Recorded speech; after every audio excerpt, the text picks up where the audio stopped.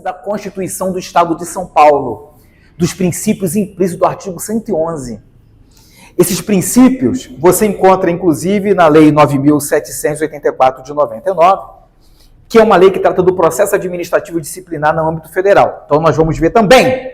E vamos falar de um decreto muito importante, que é o decreto 200 de 67, que trouxe no nosso ordenamento jurídico a administração pública direta e a administração pública indireta. Desconcentração, até aquele material que você tem, Priscila, desconcentração e descentralização. E como é que isso pode cair na prova de vocês, ok? Qual é o conceito de direito administrativo? O direito administrativo é um ramo do direito público.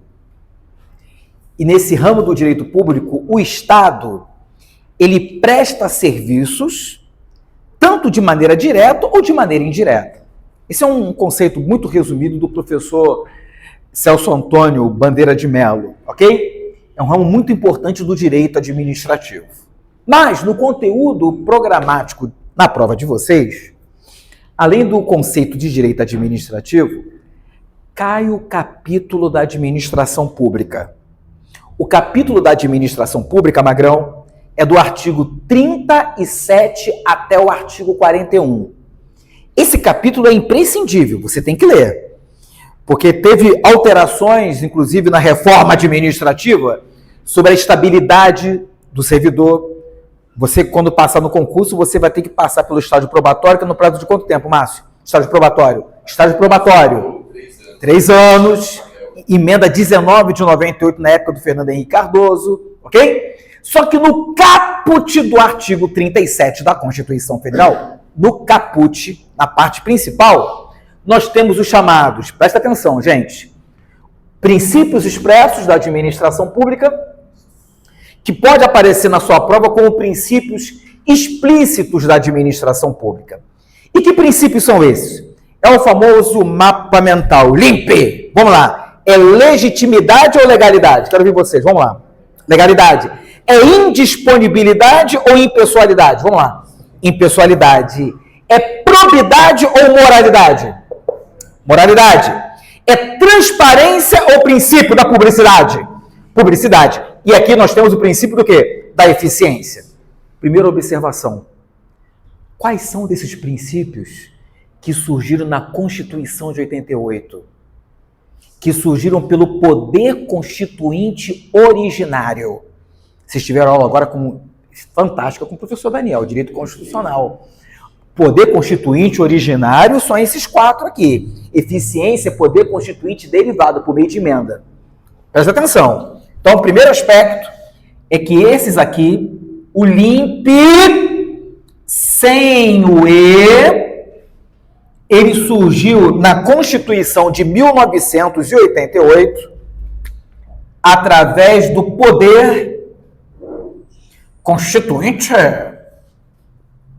Poder constituinte originário.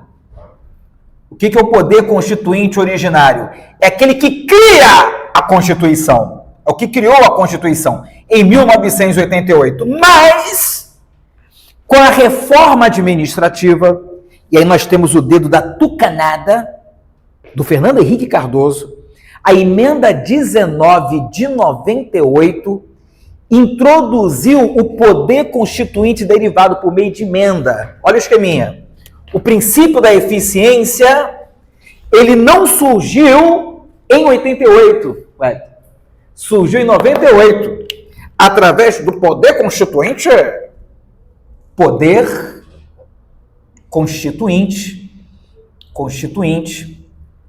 derivado. O poder constituinte derivado é aquele poder que emenda, que reforma. E qual foi a emenda? Emenda constitucional 19 de 98. A emenda constitucional 19 de 98, ela trata da reforma administrativa e trouxe o conceito da eficiência. Quero fazer o seguinte, deixa eu aproveitar que eu estou tratando da eficiência, já esquematizar aqui sobre a eficiência, e depois a gente pega os outros princípios. Legalidade, impessoalidade, moralidade e publicidade. Antes da emenda 19 de 98, o princípio da eficiência era um princípio implícito. E a doutrina, inclusive o professor Celso Antônio Bandeira de Mello, fala que nós temos aqui o chamado Estado burocrático. Então, o princípio da eficiência, antes da emenda 19 de 98, é importante você anotar isso, antes da emenda 19 de 98, ele existia, só que de maneira oculta, camuflada, Márcio, implícito. Aqui era um princípio implícito. E no direito administrativo, aqui nós temos a figura do chamado Estado burocrático. Nós temos aqui o Estado burocrático. Após a emenda 19 de 98, o princípio da eficiência deixa de ser um princípio camuflado, implícito, escondido, e se torna um princípio explícito. E se tornando explícito, nós não temos mais o Estado simplesmente burocrático, mas o Estado que traz resultado, o Estado que é produtivo. É o chamado Estado gerencial. Então, após a emenda 19 de 98, nós temos aqui um princípio explícito, ou informativo, ou expresso, aonde nós temos aqui a figura do Estado gerencial. E o que é o Estado gerencial? É o Estado que traz resultado. É o Márcio, que passa no concurso da Polícia Civil. Estou profetizando na tua vida e está sendo gravado. É o Márcio que passa no concurso da Polícia Civil para ser investigador. E aí ele vai ter que passar pelo período do estágio probatório no período de 3 anos. E aí tem uma comissão que vai analisar o Márcio para ver se ele tem capacidade técnica ou não para ocupar o cargo. Se ele não for produtivo no período de 3 anos, se ele não for apto, técnico, o que vai acontecer com o Márcio? Se ele for reprovado no estágio probatório, caiu na prova de investigador isso, ele vai ser demitido ou exonerado, gente? Se a pessoa não é aprovada no estágio probatório, se o policial não é aprovado no estágio probatório, se ele não for produtivo, se ele não cumprir com o estado gerencial, ele é demitido ou exonerado? Exonerado. Existe uma diferença de exoneração para demissão. Tanto a exoneração como a demissão traz vacância, o cargo fica vago. Só que para a pessoa ser demitida tem que ter processo administrativo disciplinar. E a exoneração é um desligamento do servidor para a administração pública, e isso pode acontecer de forma ex officio pela administração, ou quando o próprio servidor pede para ser desligado. Isso acontece muito em cargo em comissão em função de confiança. Reprovação, já que a aula está sendo gravada, no período do estágio probatório não é demissão, é exoneração, porque não tem aí processo administrativo disciplinar nesse caso. Beleza? Então nós temos aqui o princípio da eficiência. Outro princípio importante, estou aqui esquematizando, é o princípio da legalidade. Cuidado que ele vai tentar confundir com legitimidade. Olha aqui, ó. Princípio importantíssimo é o princípio da legalidade. Como que isso aqui pode cair na prova de vocês? Nós temos o princípio da legalidade no sentido estrito e o princípio da legalidade no sentido lato. Princípio da legalidade no sentido estrito e o princípio da legalidade no sentido lato. O que é o princípio da legalidade no sentido estrito? Tudo. Tudo que você for fazer tem que ser baseado em quê, gente? Na lei. O princípio da legalidade no sentido estrito não se aplica para o particular, se aplica para o poder público. Esse princípio aqui se aplica para a administração pública. Quer um exemplo? Terminou a aula agora com o Daniel, que é, na minha opinião, um dos maiores professores que o nosso curso tem. Ele, juntamente com o professor Palhano, o professor Tiago Correia, o professor Marcelo, e aí ele estava ali na viatura, falou, pô, essa Hilux está bonita, né, Marcelo? O Daniel, ele, pô, tá. Só que, pô, para você trocar uma viatura, ou às vezes para trocar uma peça, tudo tem que passar por licitação. porque é público. Se a Cadepol quiser construir um novo prédio, se a Polícia Civil quiser construir um novo prédio, uma nova lâmina, tem que licitar, porque isso envolve o quê? Princípio da legalidade, no sentido que, gente, estrito, tudo tem que estar baseado o quê? Na lei. Então, exemplo do princípio da legalidade no sentido estrito, licitação. Licitação. Artigo 37, inciso 21 da Constituição Federal. Quer um outro exemplo aqui? Da legalidade no sentido estrito que se aplica para a administração pública? Provimento do cargo de policial. Como é que funciona o preenchimento do cargo? É através de concurso público, Priscila. De provas ou provas e títulos? Pode a administração pública contratar de uma outra forma? Pode, que é o chamado cargo em comissão ou função de confiança, que não precisa de concurso, cargo em comissão. Função de confiança é quem tem cargo efetivo. Isso está baseado na lei? Está. O provimento do cargo, artigo 37, inciso 2º da Constituição Federal. Então, tudo que você for fazer como policial tem que estar baseado aonde, gente? Quero ouvir vocês. Aonde? Na lei. Então, outro exemplo, além da licitação, da legalidade no sentido estrito, a gente tem aqui provimento. Significa preenchimento do cargo. Tudo que o indivíduo, que a administração pública faz, tem que estar baseado aonde, gente? Na lei. Não confundam o princípio da legalidade no sentido estrito com o princípio da legalidade no sentido lato. O princípio da legalidade no sentido lato se aplica para o particular. Ninguém é obrigado a fazer ou deixar de fazer nenhuma coisa senão em virtude de lei. Aquilo que a lei não proíbe, você pode fazer. Artigo 5º, inciso 2º, que inclusive é cláusula pétrea. É núcleo duro da Constituição Federal. Você pode dirigir descalço? Olha, estou pegando o Código de Trânsito Nacional. Você pode dirigir descalço, gente? Não pode, a lei não proíbe. Mas você pode dirigir com aquele calçado bonito que você comprou da Bobô, além das roupas da Bobô, você comprou um salto alto bonito da Bobô? Lá no Shopping Morumbi? Pode, gente. Você não vai poder dirigir de calçado inadequado, nem chinelo. Então, aquilo que a lei não proíbe, você pode fazer. Então, aqui, princípio da legalidade no sentido estrito, que você não pode confundir com o princípio da legalidade no sentido lato, que é para o particular. Esse princípio aqui, da legalidade no sentido lato, o melhor exemplo, artigo 5º, inciso 2º da nossa Constituição Federal, ok? Fazer um outro comentário? Não vou anotar, mas quem está assistindo a minha aula sabe que pode gravar e a aula se torna produtiva depois, inclusive, da fora. Na verdade, a maior forma de você aprender não é na sala de aula, né? É fora da sala de aula. Aqui a gente só dá a diretriz. Se você não chegar em casa, tiver disciplina de pegar exercício, pegar revisão, você está perdendo o seu tempo.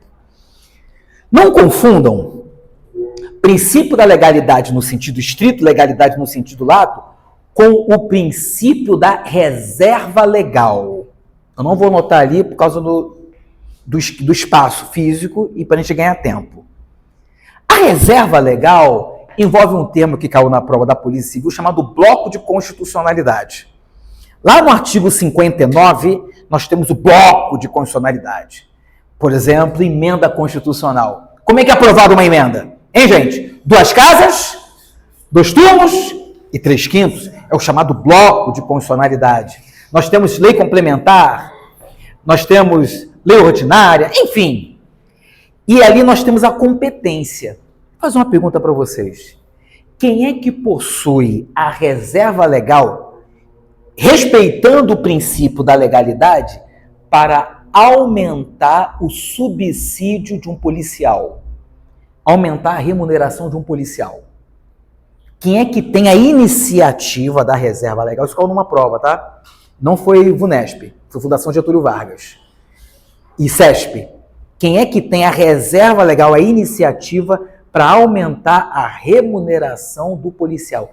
Gente, através de um ato administrativo, que nós vamos ver, Quem é que aumentou a remuneração do policial aqui no estado de São Paulo e criou agora cargos, inclusive, para fotógrafo? Quem? O governador, o chefe do Poder Executivo, matou. Então, quem tem a reserva legal, a competência para aumento da criação e extinção de cargos e aumento da remuneração do policial no estado de São Paulo é o chefe do Poder Executivo. E nesse caso é quem? É o governador do estado. Beleza? Legal? Além do princípio da legalidade, nós temos um outro princípio importante, que é o princípio da impessoalidade. Não confunda com indisponibilidade, que está relacionada às pedras de toque de Celso Antônio Bandeira de Mello, ok? Aqui nós temos o princípio da impessoalidade. Presta muita atenção nesse princípio, porque cai em prova. Significa o seguinte, senhores, que os atos da administração pública não podem ser atos para atender interesse privado. É vedado em interesse privado. Os atos da administração pública têm que atender interesse de quem, gente? Privado ou da coletividade? Vamos lá. Da coletividade. Ele não pode atender interesse dele, de amigos, de parentes, familiares. Ele tem que atender o interesse da coletividade. Até porque, se ele atender interesse privado, e a gente vai falar isso num momento oportuno, é configurado abuso de poder. E abuso de poder pode ser entendido como excesso de poder, quando a administração pública extrapola nas suas atribuições, ou desvio de poder ou desvio de finalidade. E aí ele responde por improbidade administrativa. Então, impessoalidade, nós temos aqui o interesse da coletividade. Renato, você falou que está tratando aqui dos princípios explícitos do artigo caput do 37. Mas você falou que a administração pública é do 37 ao 41. Sabe o que a gente pode explorar aqui? Aquilo que mais tem caído em prova, até mesmo pela mudança na lei de improbidade administrativa. Artigo 37, parágrafo 1º da Constituição Federal. Presta muita atenção. No artigo 37, parágrafo 1º da nossa Constituição Federal, de 88, diz o seguinte: que os atos da administração pública não podem ser atos de promoção pessoal. O prefeito de Guarulhos não pode, através de um ato administrativo, na construção de uma ponte, na construção do pavimentação de uma rua, ele se promover. É vedado, é proibido promoção pessoal. É vedado promoção pessoal. Não pode, né, Wellington? Não pode. É vedado a utilização de símbolos. Ele não pode utilizar símbolos. Ele não pode se promover. Está lá no artigo 37, parágrafo 1º. Ó, é vedado promoção pessoal e a utilização de símbolos. Os atos que envolvem a administração pública têm que ter o seguinte caráter. Olha que bacana. Tá lá, alguém está falando aí e isso aqui cai em prova, hein? Qual é o caráter? Caráter educativo e caráter informativo. Por quê? Se tiver promoção pessoal, a utilização de símbolos, ele vai estar violando qual princípio, gente? Aqui, ó, não é da publicidade, hein? Qual o princípio? Da impessoalidade. Então, os atos têm que ter caráter educativo e informativo. Senão vai estar violando o princípio da impessoalidade, ok? Renato, fala um pouquinho mais. Governador do estado de São Paulo, Tarcísio, inaugura o monotrilho. Tô pegando a atualidade, hein? Que sai rasgando do Jabaquara. Não, na verdade não é do Jabaquara. Congonhas, passando pela jornalista Roberto Marinho até o Morumbi. E aí ele vincula aquela obra da linha Ouro, do monotrilho, com o nome dele. Eu, Tarcísio, governador do estado, Estou inaugurando a melhor obra do estado de São Paulo. Ele pode vincular a obra com o nome dele, gente? Não. Se ele fizer isso, ele vai estar violando qual princípio? Hein, pessoal? Quero ouvir vocês. Princípio aí? Eu vou fazer o link agora com a Lei 14.230 de 2021, que alterou a Lei 8.429 de 92. A Lei de Improbidade Administrativa. A Lei de Improbidade não tipificava, que agora é dolo, não cabe culpa, e dolo tem que ser específico, não é dolo genérico, isso, específico. E aí, lá no artigo 11, nós temos o seguinte: quando tiver violação dos princípios, o que pode acontecer? Não tem mais o prazo de suspensão dos direitos políticos. Não tem mais. Acabou. Acabou, lá no artigo 11. Só que tem um detalhe. Ele fica proibido de contratar com o poder público até 4 anos e multa cível até 24 vezes com a remuneração do servidor. Então aqui você faz um link com o artigo 11 da Lei de Improbidade Administrativa que teve alteração em 2021. A lei surgiu com Collor em 92. Só que as alterações é de 2021 para cá, é o que cai em prova. Então aqui não tem mais a suspensão dos direitos políticos, mas o cara fica proibido de contratar com o poder público até 4 anos e multa cível era 100 vezes o quanto que ele recebia. Agora é 24 vezes. Primeira observação. Segunda observação. O Supremo Tribunal Federal, o STF, Márcio, tem uma decisão muito curiosa sobre o artigo 37, parágrafo 1º, que envolve impessoalidade. Vamos supor que o prefeito atual, o Lucas Sanches aqui, de Guarulhos, queira fazer uma homenagem ao seu pai. Vamos supor que o pai dele tenha falecido, e aí ele queria fazer uma homenagem colocando em Bom Sucesso, que faz parte daqui de Guarulhos, a inauguração de uma escola. Aí coloca o nome do pai dele. Ele pode fazer isso, gente? Ele pode? Isso viola o princípio da impessoalidade? Ele está se promovendo? Não. Ele está fazendo o quê, gente? Tem uma questão dessa da VUNESP, hein, que eu coloquei para vocês. Ele está fazendo uma homenagem. É a mesma coisa João Dória. Quando você passa pela Chucre Zaidan, sai da Berrini, Chucre Zaidan, Avenida, Shopping Morumbi, Marketplace, e do outro lado, prédio Rocha Verá, para quem mora na zona sul de São Paulo. Tem uma rua chamada João Dória. Quando o Dória foi prefeito e governador, ele quis homenagear o pai dele. Nesse caso, não está tendo violação ao princípio da impessoalidade. Qual é o nome do Rodoanel, senhores? Rodoanel. Qual é o nome do Rodoanel? Mário? Onde que está o Mário Covas? Está na cova. Ele está se promovendo? É uma homenagem. Agora tem a estação Bruno Covas, porque o Bruno faleceu. Quando você fizer uma homenagem a alguém, não existe promoção pessoal, e aí não se aplica o artigo 11 da Lei de Improbidade Administrativa e não é configurado como violação à impessoalidade.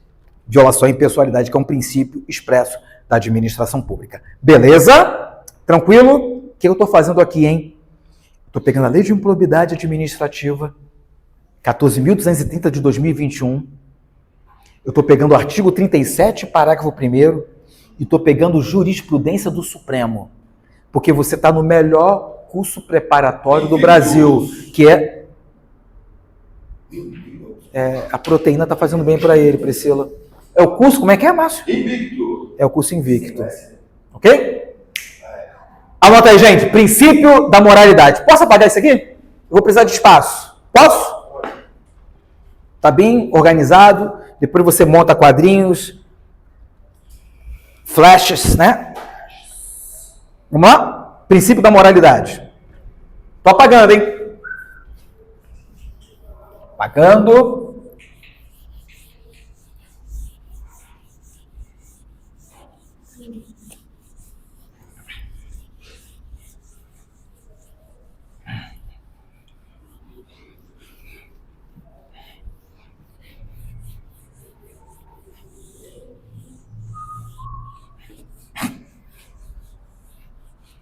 Princípio da moralidade administrativa.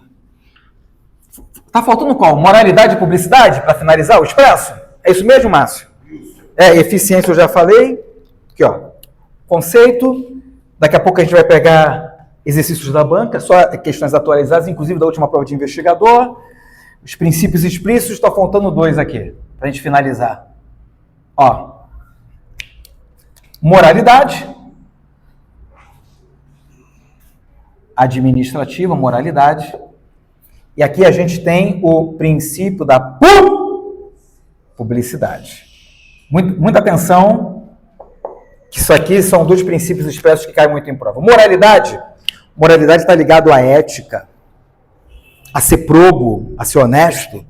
Não vou falar aqui da lei de improbidade administrativa, mas já que é a nossa primeira aula, a gente tem que falar da administração pública, Márcio, do 37 ao 41, moralidade tem uma fundamentação aqui, ó. Artigo 37, parágrafo 4º da nossa Constituição Federal. 37, parágrafo 4º da nossa Constituição Federal. Quando alguém é desonesto na administração pública e pratica um ato de improbidade administrativa, ela tem que devolver o dinheiro para os cofres públicos, se ela pega o dinheiro? Hein, pessoal? Tem que devolver? Então, um ato de improbidade administrativa,